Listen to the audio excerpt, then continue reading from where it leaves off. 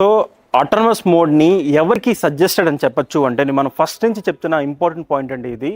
మీరు manual spraying నేర్చుకోకుండా automatic mode అయితే మీరు చేయొద్దు. సో ఎవరైనా సరే డ్రోన్ కొత్తగా తీసుకున్న వాళ్ళు కానీ ఎప్పటి నుంచో ఫ్లై చేస్తున్న వాళ్ళు కానీ ఎవరైనా సరే ఫస్ట్ మీరు మాన్యువల్ స్ప్రేయింగ్లో మీరు ఎప్పుడు కూడా పర్ఫెక్ట్ అవ్వాలండి. ఇది చాలా చాలా ఇంపార్టెంట్. మీరు మాన్యువల్ స్ప్రేయింగ్ నేర్చుకోకుండా డైరెక్ట్గా మ్యాపింగ్ ఇచ్చి డ్రోన్ ఫ్లై కానీ చేస్తుంటే కార్ డ్రైవింగ్ నేర్చుకోకుండా ఆటోమేటిక్ కార్లో కూర్చోవడం లాంటిదండి. మిమ్మల్ని మీరే రిస్క్లో పెట్టుకుంటున్నారు. ఓకే, మిమ్మల్ని మీరు రిస్క్లో పెట్టుకోవడమే కాదు, మీరు పక్క వాళ్ళని కూడా రిస్క్లో పెట్టినట్టే.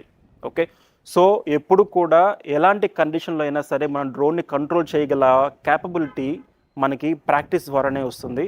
సో ఎప్పుడు కూడా మాన్యువల్ స్ప్రేయింగ్ మీరు నేర్చుకోకుండా ఆటోమేటిక్ మోడ్లోకి మీరు ఎంటర్ అయితే అవ్వద్దు.